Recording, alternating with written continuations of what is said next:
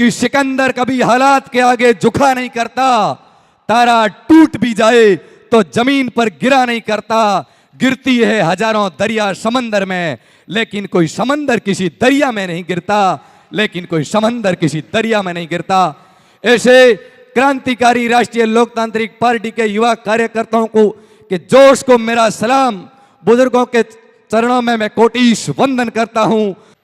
जब हनुमान बेनीवाल भारत की सबसे बड़ी पंचायत लोकसभा के अंदर खड़े होकर बोलते हैं तो राजस्थान ही नहीं पूरा भारत ये टकटकी लगा के देखता है कि ये नागौर का बेटा, तेजाजी का भगत, राजस्थान का गर्व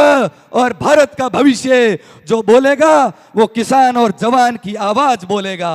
गरीब और शोषित की आवाज बोलेगा। गांव गरीब की आवाज बनकर हनुमान बेनीवाल ने आज से 25 साल पहले इस राजस्थान को जगाने का काम किया। युवाओं को राजनीतिक रूप से जगाया, उन्हें बताया कि इस लोकतांत्रिक व्यवस्था के अंदर हमारा हक क्या है और ये चुगलखोर नेता हमारा हक किस प्रकार मार रहे हैं, हमें किस प्रकार जागना होगा। हम सब के लिए एक तीसरे विकल्प के रूप में हमें झंडा और डंडा दिया, राष्ट्रीय लोकतांत्रिक पार्टी दी, वो पानी की बोतल किसान की आत्मा दी, जिससे हम सब इस राजनीतिक ताकत के रूप से पूरे देश में अपनी ताकत का एहसास करवा सकते हैं।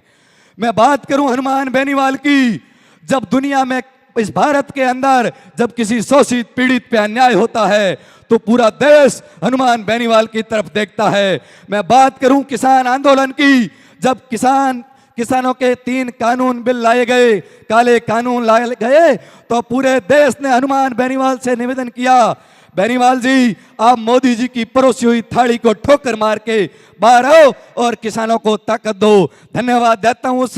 जर्नी के लाल को, धरती पुत्र हनुमान बेनीवाल को, जिसने मोदी और अमित शाह की सत्ता को ठोकर मार के किसानों के साथ धरने पे बैठे। मैं बात करूं अग्निपथ योजना की, सेना जैसा भारत के अंदर शान आन बान शान की प्रतीक सेना को जब भारत सरकार ने ठेके पे दिया तो पूरे भारत का एकमात्र सांसद हनुमान बेनीवाल लोकसभा के अंदर मोदी और अमित शाह की छाती पे खड़े होकर बोल उठे कि अग्निपथ के माध्यम से